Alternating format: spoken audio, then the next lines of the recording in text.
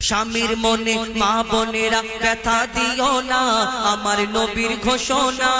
ঘটনা শোনো মা ফাতেমার, ঘটনা শোনো মা ফাতেমার। স্বামীর মনে মা বোনেরা ব্যথা দিও না, আমার নবীর ঘোষণা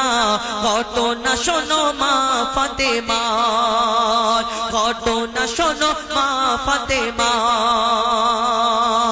কি ঘটনা কবি ছন্দের মাধ্যমে লিখছে দেখুন।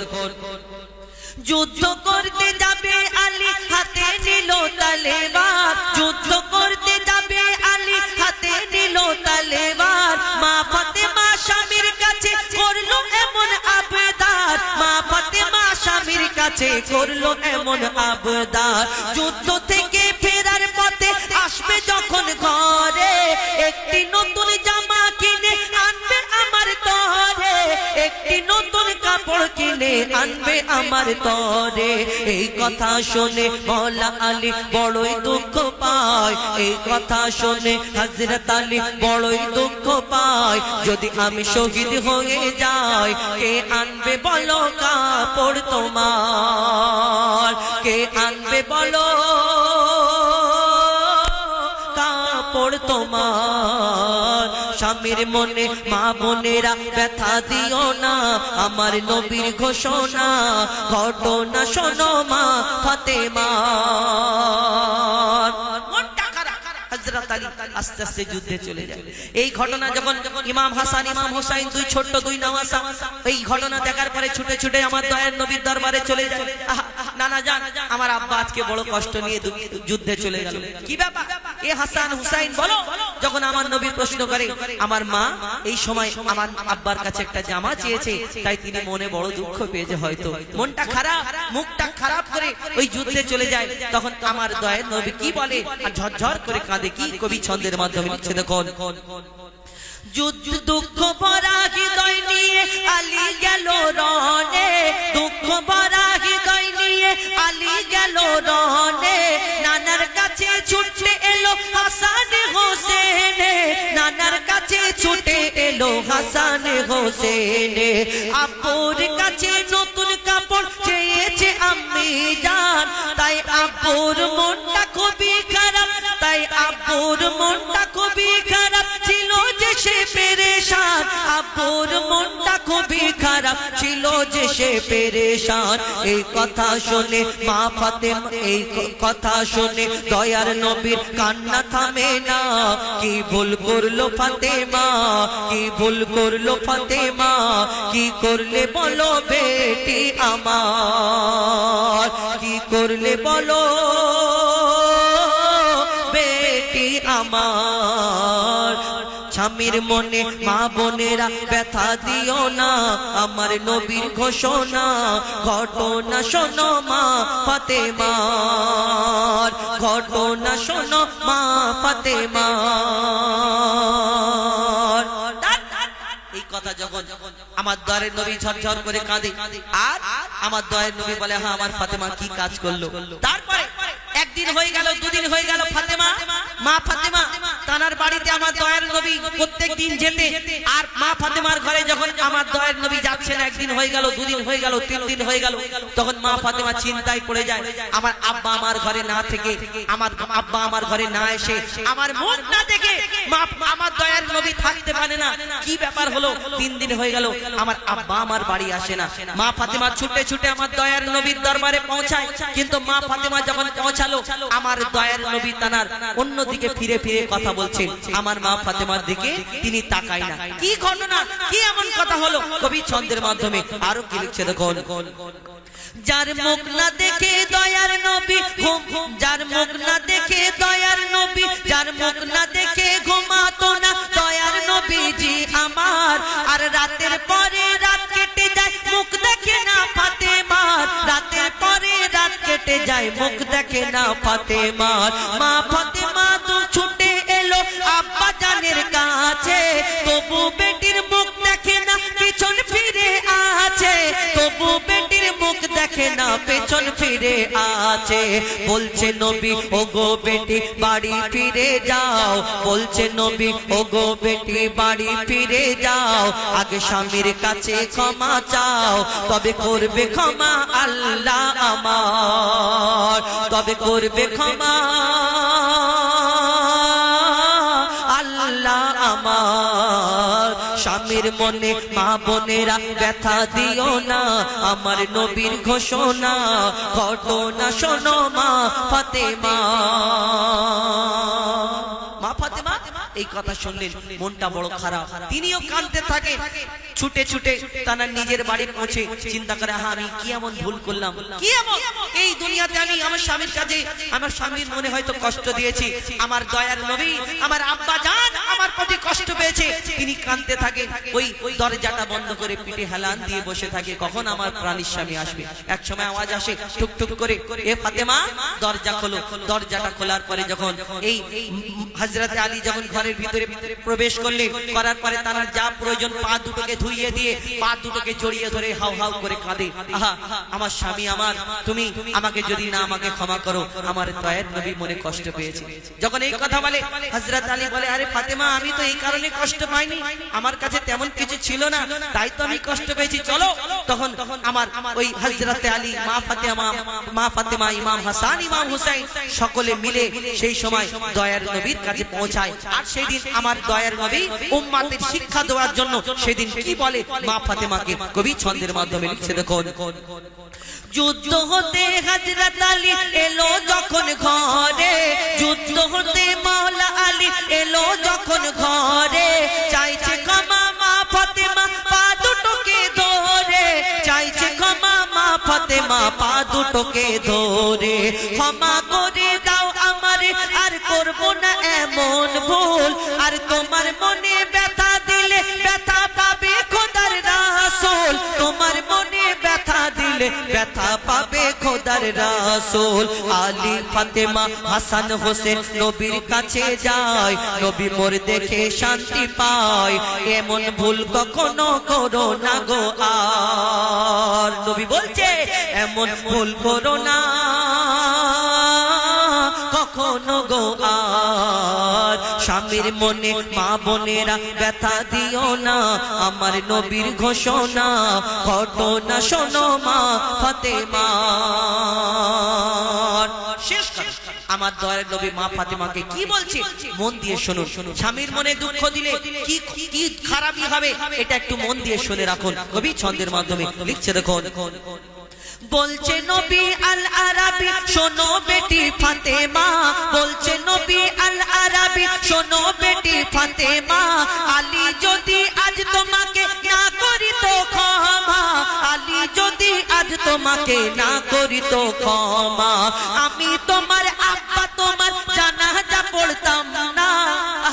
দয়ার নবী আমার কি বলে আমি তোমার আব্বা তোমার জানাজা পড়তাম না স্বামীকে যে দুঃখ দেবে আমি তাকে চিনব না স্বামীকে যে কষ্ট দেবে আমি তাকে চিনব না স্বামীকে যে দুঃখ দেবে আমি তাকে চিনব না কেমন শিক্ষা দিয়ে গেল নবী দো জাহান শুনে রাখ মঈদুল ইসলাম ভুলছিল না মা ফাতেমা ভুলছিল না মা ফাতেমা স্বামীর মনে মা বোনেরা ব্যথা দিও না আমার নবীর ঘোষণা ঘটনা শোনো মা ফাতেমা ঘটনা শোনো মা ফাতেমা ঘটনা শোনো মা ফাতেমা শুনুন এইবার এটাই বলি তত হ্যালো আচ্ছা ঠিক আছে তো ইতিপূর্বে শুনলেন মা ফাতেমার ঘটনা তো এই ঘটনা থেকে বুঝতে হবে শিক্ষা নিতে হবে আর কি হয় আমার মা বোনেরা কত কি ভুল করে বলুন তো এই স্বামীর মনে যে দুঃখ দিলে যে কত কষ্ট কি হবে আমার দয়ার নবী মা ফাতেমাকে এই কথা বললেন। তাহলে আমাদের মতো আপনাদের মতো সাধারণ মানুষ যদি আমরা ভুল করি তাহলে আমাদের কত কঠিন শাস্তি হবে। আমরা কি করি সারা জীবন যে মানুষটা খেটে খেটে এই সংসারকে আমরা চালানোর জন্য কেউ চুরি করে, কেউ মারধর খায়, কেউ কত কষ্ট করে মাথায় করে মোট বয়ে সংসার চালায়, কিন্তু কিছু কিছু আমার মা বোনেরা এমন একটা কথা বলে, একটা কথা খুব সাধারণ কথা বলে থাকে, বলবে তুমি সারা জীবন পার হয়ে গেল কিন্তু শেষেতে কি বলে আমার মা বোনেরা, তুমি কি করলে আমার জন্য, কি দিয়েছো,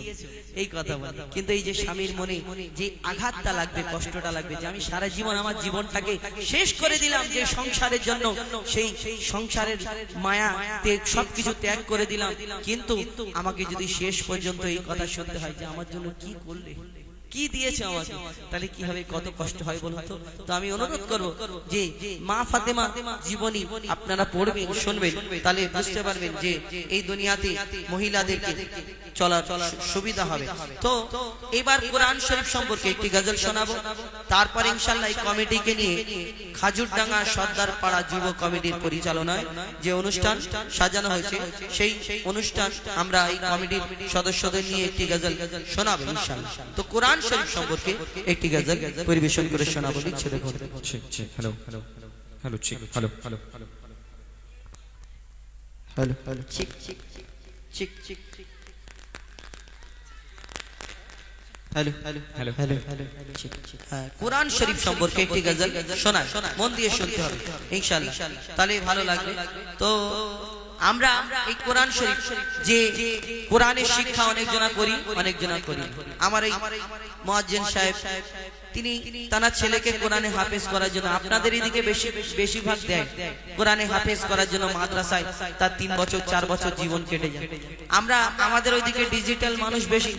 এনারা মনে করে যে 3 বছর 4 বছর মাদ্রাসায় যদি দিই ছেলেটার জীবন থেকে 3 বছর 4 বছর কেটে যায়। ওইসব কি হবে, ডাক্তার মাস্টার উকিল করব, লক্ষ লক্ষ টাকা কামাবে, মানুষ কত টাকা কামাবে, আর আমি বড় হয়ে এই ছেলে যখন কামাবে আমি টাকা ছেলের টাকায় পয়সায় খাবো, আরাম করে থাকবো। বুড়ো বয়সে কি করব, শুধু চেয়ারে বসে থাকবো, নামাজ কালাম পড়বো, খাবো দাবো, এটাই চিন্তা করে না। ছেলে যদি ভালো হয় তাহলে শুনে রাখুন, এই ডাক্তার মাস্টার উকিল যারা, এদের বেশিরভাগ বাপ মা, সবাই বলছি না, বেশিরভাগ বাপ মা কিন্তু ওই বৃদ্ধাশ্রমে পড়ে থাকে। আমাদের একটা হাফেজ আলেম মাওলানা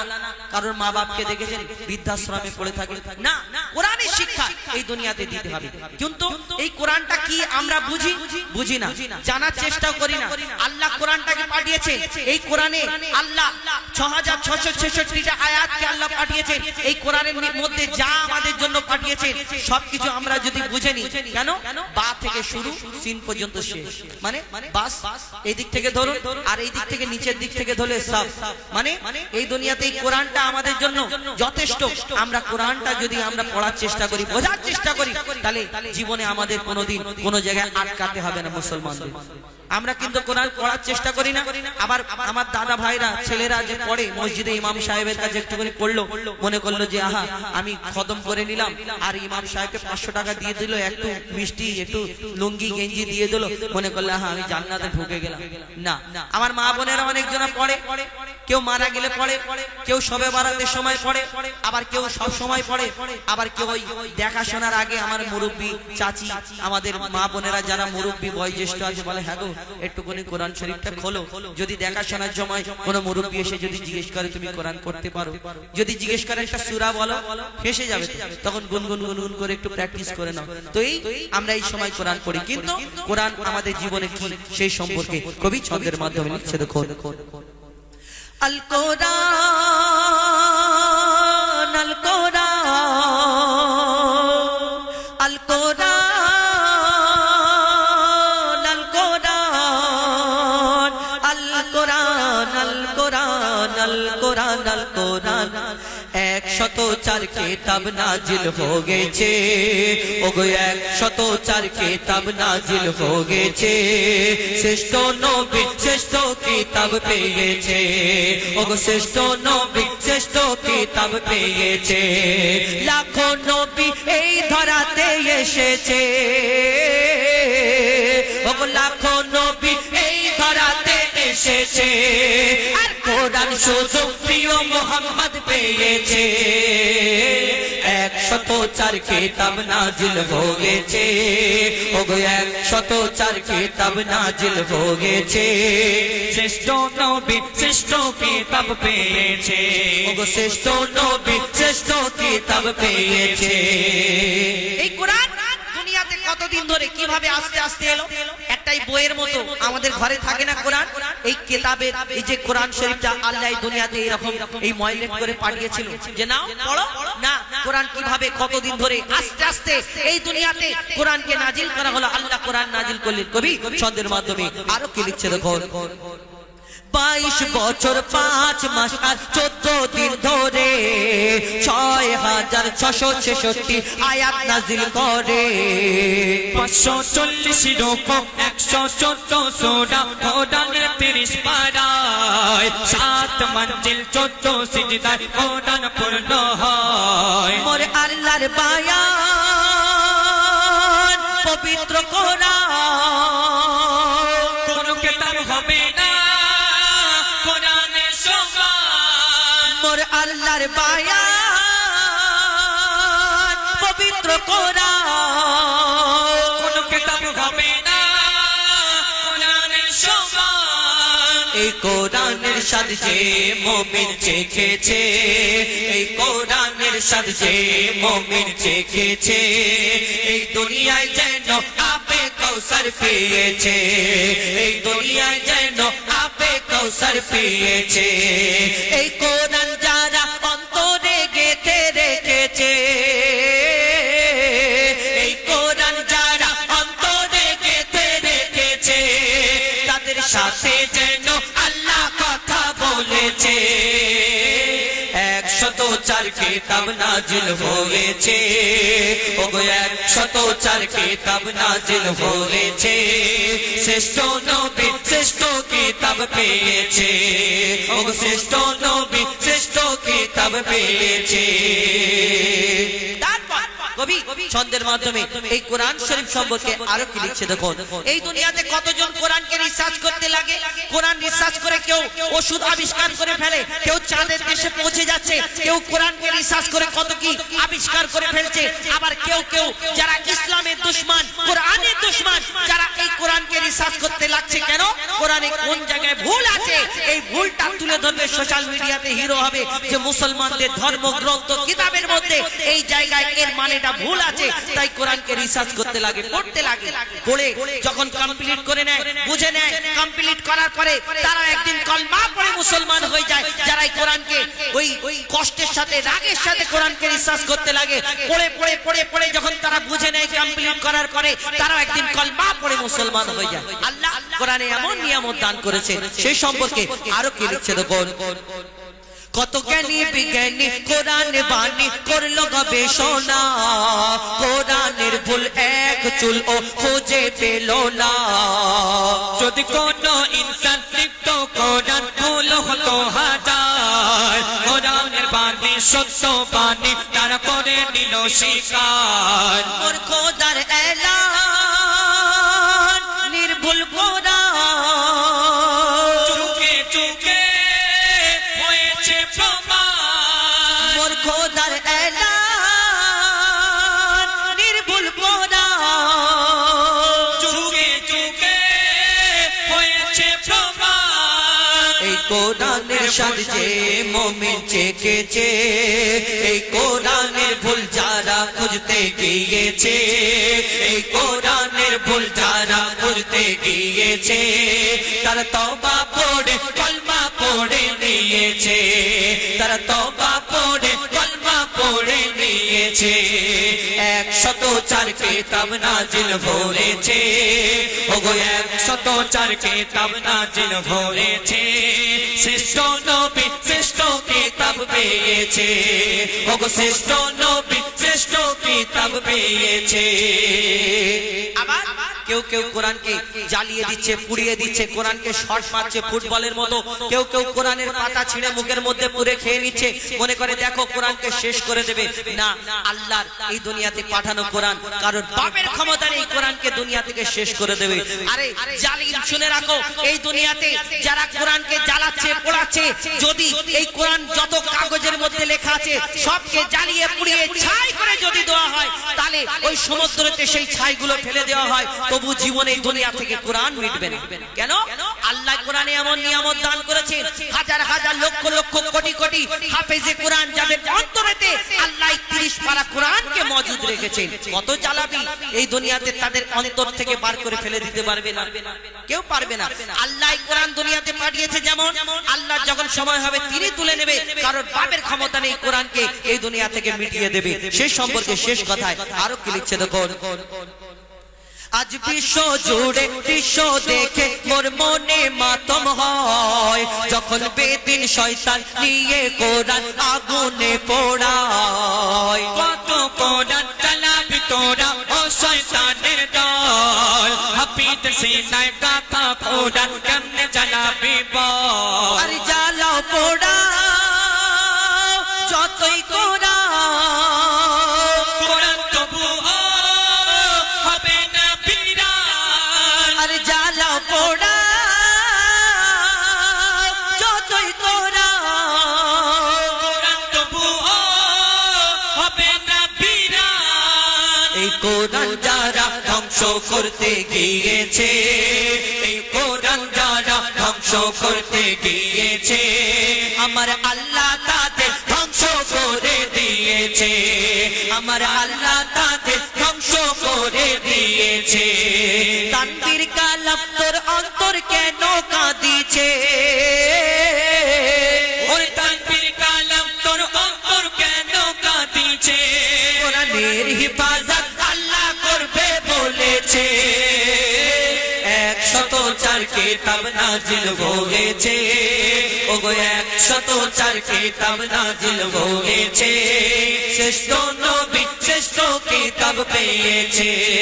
ওগো শ্রেষ্ঠ নবী শ্রেষ্ঠ কিতাব পেয়েছে ওগো শ্রেষ্ঠ নবী শ্রেষ্ঠ কিতাব পেয়েছে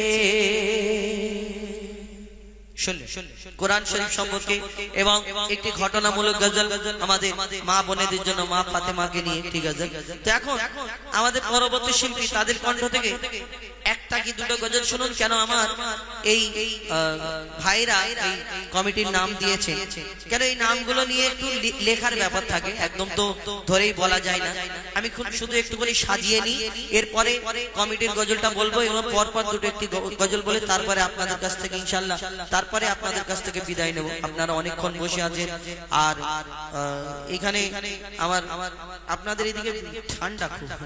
আমাদের ওইদিকে এত ঠান্ডা নেই যাই হোক তো ইনশাআল্লাহ আর কিছুক্ষণ আপনাদেরকে অনেকক্ষণ সহযোগিতা করেছেন বসে আছেন তো এইভাবে আর কিছুক্ষণ থাকুন আমরা আর কিছুক্ষণ পরে ইনশাআল্লাহ আপনারাও বাড়ি যাবেন আমরাও বাড়ি যাব এখন শুনুন আজহারউদ্দিন ইমরান এদের কণ্ঠ থেকে ডুয়েট কণ্ঠে সিঙ্গেল কণ্ঠে দুটো একটি গজল শুনুন তারপরে ইনশাআল্লাহ আমি উঠে কয়েকটি পরপর গজল বলবো তারপরে ইনশাআল্লাহ বিদায় নেব ইনশাআল্লাহ আপনার কাছ থেকে শুনতে থাকুন আজহারউদ্দিন এবং ইমরান ফারাদ তাদের ডুয়েট কণ্ঠে একটি গজল শুনুন হ্যালো তো শুনলেন উস্তাদের কণ্ঠ থেকে শিক্ষামূলক একটি গজল তো আমরা এখন আপনাদের সম্মুখে একটি পবিত্র নাত রাসূল সাল্লাল্লাহু আলাইহি ওয়াসাল্লাম পাঠ করে শোনাবো দ্বৈত কণ্ঠের মাধ্যমে আপনারা স্থিরভাবে শ্রবণ করুন হ্যালো ঠিক হ্যালো কবি ছন্দের মাধ্যমে লিখছে দেখুন আরব সাগরে বসিয়া পারে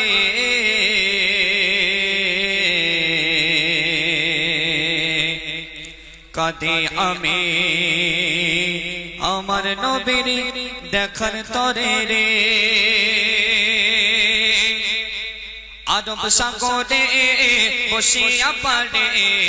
আরব সাগরে বসিয়া পারে কাঁদে আমি আমার নবীর দেখার তরে রে কাঁদে আমি আমার নবীর দেখার তরে রে আরব সাগরে বসিয়া পারে আরব সাগরে বসিয়া পারে কাঁদে আমি আমার নবীর দেখার তরে রে কাঁদে আমি আমার নবীর দেখার তরে রে আমি কেমনে যাব রে তোমায় কেমনে পাবো রে আমি কেমনে যাব রে তোমায় কেমনে পাবো রে কাঁদে আমি আমার নবীর দেখার তরে রে কাঁদে আমি আমার নবীর দেখায় তরে রে আরব সাগরে বসিয়া পারে আরব সাগরে বসিয়া পারে কাঁদে আমি আমার নবীর দেখায় তরে রে কাঁদে আমি আমার নবীর দেখার তরে রে আরব সাগর শুকিয়ে যারে আরব সাগর শুকিয়ে যারে মদিনাতে যায় এইভাবে মই কতদিন থাকবো অপেক্ষায় আরব সাগর শুকিয়ে যারে মদিনাতে যায় এইভাবে মই কতদিন আর থাকবো অপেক্ষায় সাগর পাড়ে বসে আমার সাগর পাড়ে বসে আমার সময় কাটে রে কাঁদে আমি আমার নবীর দেখা তরে রে কাঁদে আমি আমার নবীর দেখা তরে রে আমি কেমনে যাব রে তোমায় কেমনে পাবো রে আমি কেমনে যাব রে তোমায় কেমনে পাবো রে কাঁদে আমি আমার নবীর দেখা তরে রে কাঁদে আমি আমার নবীর দেখার তরে রে অতি মূল্যবান কথাই কবি লিখছেন শোন কত কাফের দেখেছিল কত কাফের দেখেছিল আমার নবীজিকে আমি অধম তাকিয়ে রই ওই মদিনার দিকে কত কাফের দেখেছিল কত কাফের দেখেছিল আমার নবীজিকে আমি অদম তাকিয়ে রই ওই মদিনার দিকে সদাই ভাবি আল্লাহ রাজি সদাই ভাবি আল্লাহ রাজি কবে হবে রে কাঁদে আমি আমার নবীর দেখায় তরে রে কাঁদে আমি আমার নবীর দেখায় তরে রে আরব সাগরে বসিয়া পারে আরব সাগরে বসিয়া পারে কাঁদে আমি আমার নবীর দেখায় তরে রে কাঁদে আমি আমার নবীর দেখায় তরে রে শেষ কথার মাধ্যমে কবি মনে আর্যতা না খায় কবি লিখছেন শোন জানি আমি ওই মদিনা জানি আমি ওই মদিনা ভারত হতে দূরে খোয়াব মাঝে ও গো নবী মোরে জানি আমি ওই মদিনা ভারত হতে দূরে খোয়াব মাঝে দিও দেখা ও গো নবী মোরে কবি কাজার ছন্দ লেখে কবি কাজার ছন্দ লেখে নবীর তরে রে কাঁদে আমি আমার নবীর দেখার তরে রে কাঁদে আমি আমার নবীর দেখার তরে রে আরব সাগরে বসিয়া পারে আরব সাগরে বসিয়া পারে কাঁদে আমি আমার নবীর দেখার তরে রে কাঁদে আমি আমার নবীর দেখার তরে রে আমি কেমনে যাব রে তোমায় কেমনে পাবো রে আমি কেমনে যাবো রে তোমায় কেমনে পাবো রে কাঁদে আমি আমার নবীর দেখার তরে রে কাঁদে আমি আমার নবীর দেখার তরে রে কাঁদে আমি আমার নবীর দেখার তরে রে শুনলেন এখন আপনাদের সময়কে আমরা একটি শিক্ষামূলক গজল পরিবেশন করে শোনাবো কুলু নাফসিন যায়িকাতুল মউত মৃত্যুর স্বাদ সবাইকে একদিন ছাড়তে হবে এই দুনিয়া থেকে সবাইকে একদিন বিদায় নিতে হবে সেই সম্পর্কে একটি শিক্ষামূলক গজল পরিবেশন করে শোনাচ্ছি আপনারা ধীরে ধীরে শ্রবণ করুন হ্যালো হ্যালো চেক হ্যালো আসল নকল হারাম হালাল যারা বোঝে না আসল নকল হারাম হালাল যারা বোঝে না ও ভাই যারা বোঝে না কঠিন কবরে তারা ও ভাই রেগাই পাবে না ও ভাই রেগাই পাবে না আসল নকল হারাম হালাল যারা বোঝে না ও ভাই যারা বোঝে না কঠিন কবরে তারা ও ভাই রেগাই পাবে না ও ভাই রেগাই পাবে না আসল নকল হারাম হালাল যারা বোঝে না ও ভাই যারা বোঝে না কঠিন কবরে তারা ও ভাই রেগাই পাবে না ও ভাই রেগাই পাবে না অতি মূল্যবান কথাই কবি সেই কবরকে উদ্দেশ্য করে কি লিখছেন শোন ডুবে গোনার সাগরে কি করবি রোজ হাসরে তোর আমলের ঘরে শয়তান ওকে মারে ডুবে গোনার সাগরে কি করবি রোজ হাসরে তোর আমলের ঘরে শয়তান ওকে মারে তুই তওবা না করিলে খোদা মাফ যে দেবে না খোদা মাফ যে দেবে না কঠিন কবরে তারা ও ভাই রেহাই পাবে না ও ভাই রেহাই পাবে না আসল নকল হারাম হালাল যারা বোঝে না ও ভাই যারা বোঝে না কঠিন কবরে তারা ও ভাই রেহাই পাবে না ও ভাই রেহাই পাবে না আমরা দুনিয়ার মধ্যে যাদের জন্য গুনাহ করি পাপ করি তারা কবরে সওয়ালের জবাব দিতে পারবে না অতি মূল্যবান কথাই কবি সেই সম্পর্কে আর কি লিখছেন শোন পাপ করলি যাদের তরে কেউ আসবে না কবরে সাক্ষী দেবে না কেউ কাঁচা মাটির ঘরে পাপ করলি যাদের তরে কেউ আসবে না কবরে সাক্ষী দেবে না কেউ কাঁচা মাটির ঘরে মাটি যখন মিশে দেবে কেউ বাঁচাবে না তোমায় কেউ বাঁচাবে না কঠিন কবরে তারা ও ভাই রেহাই পাবে না ও ভাই রেহাই পাবে না আসল নকল হারাম হালাল যারা বোঝে না ও ভাই যারা বোঝে না কঠিন কবরে তারা ও ভাই রেহাই পাবে না ও ভাই রেহাই পাবে না আমরা দুনিয়ার মধ্যে শুধু আমার আমার করি একতলা বাড়ি আছে দুতলা কিভাবে করব একটা গাড়ি আছে আরেকটা গাড়ি কিভাবে বাড়াবো কিন্তু আমরা সেই কবরের চিন্তা করি না সেই কবরে একদিন আমাদের যেতে হবে সেই চিন্তা ফিকির আমরা করি না অতি মূল্যবান কথাই কবি লিখছেন আমারে আমারে করে তোর থাকবে সবই পড়ে এক টুকরা সাদা কাপড় সঙ্গে হবে কবরে আমারে আমার করে তোর থাকবে সবই পড়ে এক টুকরা সাদা কাপড় সঙ্গে হবে কবরে সাপ বিচুর কামড় তখন সহ্য হবে না তখন সহ্য হবে না কঠিন কবরে তারা ও ভাই রেহাই পাবে না ও ভাই রেহাই পাবে না আসল নকল হারাম হালাল যারা বোঝে না ও ভাই যারা বোঝে না কঠিন কবরে তারা ও ভাই রেহাই পাবে না ও ভাই রেহাই পাবে না দুনিয়ার মধ্যে যদি দুদিনের জন্য তুমি কোথাও চলে যাও তোমার বাপ মা আত্মীয় স্বজন বন্ধু বান্ধব সবাই খোঁজ নেবে কিন্তু তুমি যখন কবরের বাসিন্দা হয়ে যাবে সেখানে তোমাকে একা থাকতে হবে অতি মূল্যবান কথাই সেই কবরকে উদ্দেশ্য করে লেখক আর কি লিখছেন শোন থাকবি কবরে একা কেউ করবে না আর দেখা শান্তি যদি পেতে চাও ঈমান করো গো পাকা থাকবি কবরে একা কেউ করবে না আর দেখা শান্তি যদি পেতে চাও ঈমান করো গো পাকা মুনকার নেকির হাত থেকে কেউ ছাড়া পাবে না কেউ ছাড়া পাবে না কঠিন কবরে তারা ও ভাই রেহাই পাবে না ও ভাই রেহাই পাবে না আসল নকল হারাম হালাল যারা বোঝে না ও ভাই যারা বোঝে না কঠিন কবরে তারা ও ভাই রেহাই পাবে না ও ভাই রেহাই পাবে না আমরা চাইলে জাহান্নামের আগুন থেকে বাঁচতে পারি কিন্তু যদি সারা জীবন আমরা তপস্যা করি যে মৃত্যু থেকে বাঁচবো মালিকুল মউত আমাদের সঙ্গে একদিন দেখা করবে শেষ কথার মাধ্যমেই কবি লিখছেন শোন বিশ্বাস করি নবীকে বিশ্বাস করি খোদাকে বিশ্বাস করি আমি বিশ্বাস করব তোমাকে বিশ্বাস করি নবীকে বিশ্বাস করি খোদাকে বিশ্বাস করি আমি বিশ্বাস করব তোমাকে কখনো আমায় ফাঁকি দেবে বলে যাবে না আমায় বলে যাবে না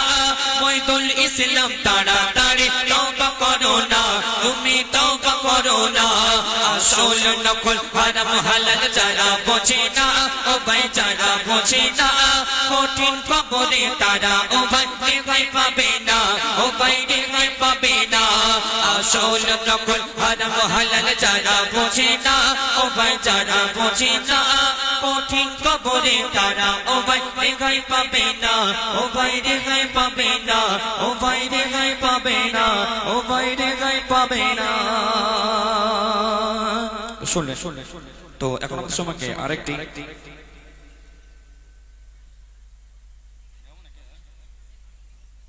শুনলেন ডুয়েট কণ্ঠে একটি শিক্ষণীয় কালাম। তো এখন আপনার সম্মুখে